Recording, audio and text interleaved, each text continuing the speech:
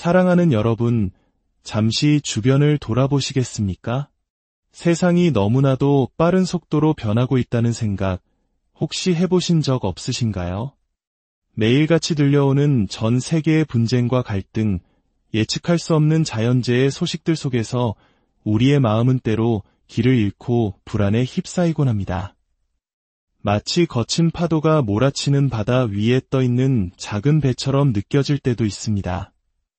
이처럼 혼란스러운 시대를 살아가는 우리에게 과연 진정한 평안과 안식은 어디에 있을까요?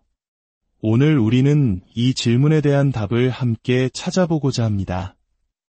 이 이야기가 여러분의 마음에 깊은 울림과 위로를 주기를 소망합니다. 시작하기에 앞서 만약 이 메시지가 여러분의 마음에 와 닿는다면 이 귀한 나눔을 주변 사람들과 함께 공유해 주십시오. 여러분의 좋아요와 구독은 이 따뜻한 빛이 더 많은 이들에게 닿을 수 있도록 돕는 귀한 손길이 될 것입니다. 이 선한 일에 함께 하시는 모든 분들께 하나님의 은혜가 가득하기를 기도합니다. 우리는 지금 마지막 때를 살아가고 있습니다. 예수님께서는 그분이 다시 오시기 전에 세상에 큰 혼란이 있을 것이라고 말씀하셨습니다. 바로 지금 우리가 목도하고 있는 이 모든 일들이 그 징조입니다. 그리고 이 혼란 속에서 빛의 속도로 퍼져나가는 것이 또 하나 있습니다. 바로 두려움과 스트레스입니다. 잠시 뉴스를 멀리해 보십시오. 계속해서 쏟아지는 부정적인 소식들은 우리의 영혼을 어둡게 만들고 구원의 소망이라는 투구를 쓰는 것과는 정반대의 길로 우리를 이끌어갑니다. 예수님께서는 마지막 때에 사람들의 마음이 무너져 내릴 것이라고 하셨습니다. 저는 이것이 단순히 비유적인 표현이 아니라 문자 그대로 우리의 육신적인 심장이 고통받는 것, 즉 신부전을 의미한다고 믿습니다. 왜일까요? 바로 이 땅에서 일어나는 일들을 바라보며 생기는 두려움 때문입니다. 진정으로 혈압을 낮추고 마음의 평안을 찾아야 할 때 세상을 바라보는 것을 멈추고 주 예수님을 바라보십시오. 그리고 성령 안에서 기도하십시오. 우리가 방언 기도에 대해 깊이 연구하면 할수록 그것이 단순히 선택사항이 아님을 깨닫게 됩니다. 우리는 너무나 소중한 것을 놓치고 있었을지 모릅니다. 서두르지 마십시오. 깊이 숨을 쉬고 주님을 기다리십시오. 그분께서 당신의 힘을 새롭게 하실 것입니다. 대한민국의 많은 남성분들은 아마 군 복무 시절을 기억하실 겁니다. 차가운 총을 어깨에 메고 조국과 가족을 지키기 위해 땀과 눈물을 흘렸던 그 시간들을 말입니다. 그 헌신이 있었기에 오늘날 우리가 평화와 번영을 누리고 있습니다. 우리 모두는 각자의 자리에서 이 나라를 섬기고 있습니다. 사도 바울은 아테네의 아레오파고 언덕에서 그곳의 철학자들에게 이렇게 선포했습니다. 우리가 그를 힘입어 살며 기동하며 존재하느니라. 그리고 하나님께서 모든 민족의 거주의 경계를 정하셨다고 말했습니다. 이것은 우연이 아닙니다. 이 세상의 모든 나라, 우리가 발딛고 서 있는 이 대한민국이라는 나라가 이곳에 존재하는 것은 하나님의 섭리 안에 있는 것입니다. 하나님께서는 모든 사람이 그분을 찾기를 바라는 마음으로 이 모든 것을 계획하셨습니다. 우리는 지구를 구하자고 외치지만 사실은 지구에 사는 사람들을 먼저 구해야 합니다. 사람이 구원받을 때 비로소 이 땅의 모든 것이 회복될 수 있습니다. 성경은 모든 사람이 죄를 범하였음에 하나님의 영광에 이르지 못했다고 말합니다. 태풍, 쓰나미, 지진과 같은 재앙은 결코 하나님의 원래 계획이 아니었습니다. 에덴 동산에는 그런 것들이 존재하지 않았습니다. 하나님은 인간을 로봇처럼 만들지 않으셨습니다. 우리에게 자유의지를 주셨고 우리 스스로 그분을 사랑하기를 원하셨습니다. 마치 부모가 자녀를 낳을 때 그 아이가 성장하며 때로 마음을 아프게 할 것을 알면서도 사랑으로 낳는 것과 같습니다. 더 많이 사랑할수록 더 많이 아플 수 있다는 위험을 감수하는 것, 그것이 바로 진정한 사랑이기 때문입니다.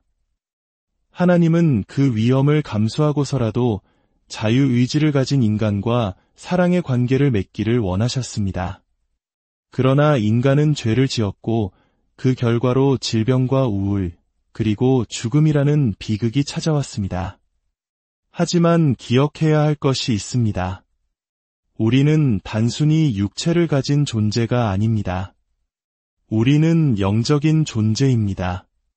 하나님께서 우리 안에 당신의 숨결을 불어넣으셨기 때문입니다.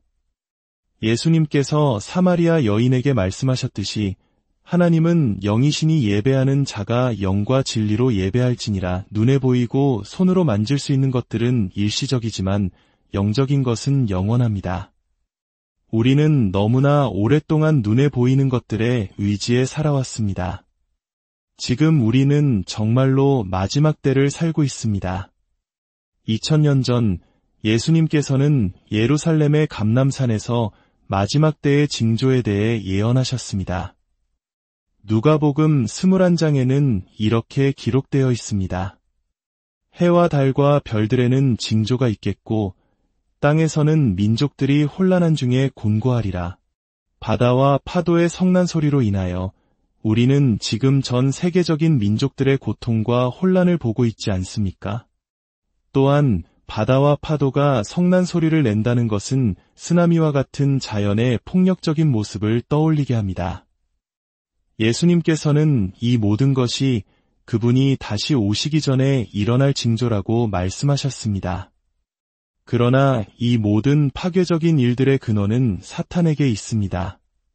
사탄은 자신의 때가 얼마 남지 않았음을 알고 분노하여 날뛰고 있는 것입니다. 예수님께서는 분명히 말씀하셨습니다. 도둑이 오는 것은 도둑질하고 죽이고 멸망시키려는 것뿐이요. 내가 온 것은 양으로 생명을 얻게 하고 더 풍성히 얻게 하려는 것이라. 당신의 삶에서 도둑 맞은 것이 있습니까? 기쁨, 평안, 소중한 관계, 혹은 건강일 수도 있습니다. 그것은 결코 하나님께서 하신 일이 아닙니다. 도둑인 사탄의 소행입니다. 그러나 좋은 소식이 있습니다. 예수님께서 십자가에서 사탄을 완전히 패배시키셨습니다. 할렐루야. 예언은 계속됩니다. 사람들이 세상에 임할 일을 생각하고 무서워함으로 기절하리니 여기서 마음이 무너지는 것, 즉 기절하는 것은 문자 그대로 심장마비를 의미한다고 저는 믿습니다. 세상에서 일어나는 일들에 대한 두려움 때문에 사람들의 심장이 멈추는 시대가 온다는 것입니다. 오늘날 우리는 어떻습니까? 전례 없는 우울증과 정신건강 문제에 시달리고 있습니다. 특히 젊은 세대 사이에서 더욱 그렇습니다. 스마트폰과 같은 현대기술은 우리의 삶을 더 편리하게 만들어주기 위해 고안되었지만 오히려 우리를 얽매는 우상이 되어버렸습니다. 우리는 끊임없이 그것 앞에 절하고 있습니다. 많은 사람들이 카페에 마주 앉아서도 서로의 눈을 보는 대신 각자의 스마트폰 화면만 들여다봅니다. 젊은이들은 SNS 속 다른 사람들의 가장 화려한 순간과 자신의 삶을 비교하며 고통받습니다. 이런 당신에게 예수님은 무엇이라 말씀하실까요? 그것이 너와 무슨 상관이냐? 너는 나를 따르라. 다른 사람이 무엇을 하든 상관하지 말고 주님께서 당신에게 주신 길을 묵묵히 따라가십시오.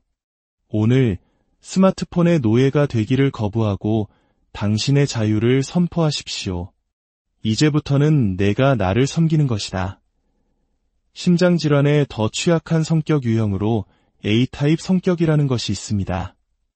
이들은 늘 서두르고 조급해하며 긴장 상태에 있습니다. 마치 의자 끝에 걸터 앉아 언제든 튀어나갈 준비를 하는 사람과 같습니다. 이것은 한국 사회의 빨리빨리 문화와도 깊은 관련이 있습니다. 우리는 책 한 권을 진득하게 읽기보다 요약본을 찾고 그 요약본마저도 핵심만 추려 읽으려 합니다. 이러한 조급함이 우리의 주의력을 흐트리고 영혼을 병들게 합니다. 잠시 멈추십시오. 깊게 숨을 쉬십시오. 주님을 잠잠히 기다리십시오. 그리하면 주께서 당신의 힘을 새롭게 하실 것입니다. 당신은 달려가도 곤비하지 아니하며 걸어가도 피곤하지 아니할 것입니다. 성경은 그리스도께서 우리를 율법의 저주에서 속량하셨다고 말합니다. 신명기 28장에 기록된 그 저주 중 하나는 이것입니다. 내 마음은 떨리고 눈은 쇠하고 영혼은 고통스러울 것이다.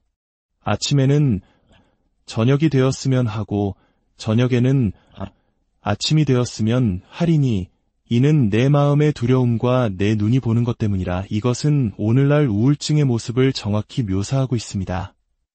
그러나 기뻐하십시오. 그리스도께서 십자가에서 이 모든 저주로부터 우리를 구원하셨습니다. 예수님의 예언은 여기서 그치지 않습니다. 이는 하늘의 권능들이 흔들리겠음이라. 저는 이 구절을 읽으며 오랫동안 그 의미를 궁금해했습니다. 그런데 어느 날 하늘에 해당하는 헬라어 단어가 우라노스이며 여기서 우라늄이라는 단어가 파생되었다는 사실을 깨달았습니다. 2000년 전 예수님은 이미 핵시대의 도래를 예언하신 것입니다. 우라늄의 힘이 흔들리는 시대, 즉 핵분열과 핵융합의 시대를 통해 인류가 큰 두려움에 휩싸일 것을 내다보신 것입니다. 이 모든 징조들이 나타날 때 우리는 두려워해야 할까요? 아닙니다. 예수님께서는 말씀하셨습니다. 이런 일이 되기를 시작하거든 일어나 머리를 들라. 너희 속량이 가까웠느니라. 이 모든 것은 우리의 육신이 영원한 몸으로 변화될 구원의 날이 가까웠다는 신호입니다. 할렐루야. 그러므로 두려워하지 마십시오. 계속해서 뉴스를 보며 낙심하지 마십시오. 그것은 당신의 영을 짓누르고 미래에 대한 긍정적인 기대, 즉 구원의 소망을 앗아갈 것입니다. 대신 예수님을 바라보십시오. 이사야서 60장은 이 어두운 시대를 살아가는 우리에게 놀라운 약속을 줍니다. 보라, 어둠이 땅을 덮을 것이며 캄캄함이 만민을 가리려니와 오직 여호와께서 내 위에 임하실 것이며 그의 영광이 내 위에 나타나리니 세상이 어두워질수록 믿는 자들 위에는 하나님의 빛과 영광이 더욱 밝게 빛날 것이라는 약속입니다. 그렇다면 어떻게 이 약속을 우리의 것으로 만들 수 있을까요? 이사야서는 그 비결을 하나님의 언약에서 찾습니다. 내 영과 내 말을 내 입에서, 내 자손의 입에서, 내 자손의 자손의 입에서 영원토록 떠나지 않게 하리라. 이 언약은 바로 성령님과 그분이 주시는 말, 즉 방언 기도를 의미합니다. 오순절날 교회가 처음 탄생했을 때 성령께서 임하시자 제자들은 모두 다른 언어들로 말하기 시작했습니다. 이것이 바로 방언, 하늘의 언어입니다. 이것은 선택사항이 아닙니다. 야고보서에서 누구든지 혀를 능히 다스리면 온 몸도 능히 제어하리라고 말한 것처럼 우리의 혀를 성령님께 내어드릴 때 우리의 삶 전체가 변화될 수 있습니다. 생명과 죽음이 혀의 힘에 달려있기 때문입니다. 사도 바울은 고린도 교인들에게 이렇게 말했습니다. 내가 너희 모든 사람보다 방언을 더 말함으로 하나님께 감사하노라. 그러나 교회에서는 내가 남을 가르치기 위하여 깨달은 마음으로 5마디 말을 하는 것이 1만 마디 방언으로 말하는 것보다 나으니라. 이 말은 방언 기도를 하지 말라는 뜻이 아닙니다. 오히려 바울은 누구보다 방언 기도를 많이 했습니다. 이 말씀의 핵심은 이것입니다. 당신이 개인적으로 1만 마디의 방언으로 기도할 때 성령님께서 당신을 가르치시고 당신에게 하늘의 지혜와 능력을 부어주십니다. 그러면 교회와 세상 속에서 당신은 깨달은 마음으로 단 5마디만 말해도 그 말에는 사람을 살리고 변화시키는 능력이 담기게 되는 것입니다. 바울이 남을 가르치기 위하여 라고 말한 것은 자신이 먼저 성령님께 방언 기도를 통해 가르침을 받았다는 것을 의미합니다. 이사야 28장은 방언 기도에 대해 이렇게 예언합니다. 더듬는 입술과 다른 방언으로 이 백성에게 말씀하시리라. 전에 그들에게 이르시기를 이것이 너희의 안식이요. 이것이 너희의 상쾌함이니 너희는 곤비한 자에게 안식을 주라 하셨으나 그렇습니다. 방언 기도는 이 시대를 위한 하나님의 안식과 새롭게 함입니다. 당신이 스트레스와 조급함에 시달리고 있다면 성령 안에서 기도하기를 배우십시오. 처음에는 어색하고 유치하게 느껴질 수도 있습니다. 그러나 하나님은 세상의 약한 것들을 택하여 강한 것들을 부끄럽게 하시고 세상의 어리석은 것들을 택하여 지혜 있는 자들을 부끄럽게 하시는 분입니다. 당신이 성령 안에서 기도할 때 당신의 영혼은 참된 쉼을 얻고 당신의 육신은 건강을 회복하며 당신의 삶에는 하나님의 지혜와 능력이 넘쳐 흐를 것입니다. 이제 잠시 눈을 감고 함께 기도하겠습니다. 아직 예수 그리스도를 당신의 구주로 영접하지 않으신 분이 계시다면 이 기도를 저와 함께 따라해 주십시오. 하늘에 계신 아버지, 저는 예수님께서 저의 죄를 위해 십자가에서 죽으시고 저를 의롭다 하시기 위해 다시 살아나셨음을 고백합니다. 예수 그리스도는 저의 주님이시며 저의 구원자이십니다. 저를 사랑하시고 이 가장 위대한 선물을 주시니 감사합니다. 이제 저를 성령으로 충만하게 채워주시고 하늘의 언어로 기도하는 은사를 허락하여 주옵소서. 예수님의 이름으로 기도합니다. 아멘. 이제 주님을 믿는 모든 분들은 두 손을 들고 성령의 충만함을 받으십시오. 두려워하지 말고 입을 열어 믿음으로 선포하십시오. 성령께서 당신의 혀를 통해 말씀하실 것입니다. 성령 안에서 기도하는 것은 당신의 영혼에 참된 안식과 새 힘을 줄 것입니다. 주님께서 당신을 가르치시고 인도하실 것입니다. 하나님의 축복이 당신과 함께하기를 기원합니다. 이 혼란한 세상 속에서 이해할 수 없는 하나님의 평강이 그리스도 예수 안에서 여러분의 마음과 생각을 지키시기를 축원합니다. 오늘 그리고 영원토록 주님 안에서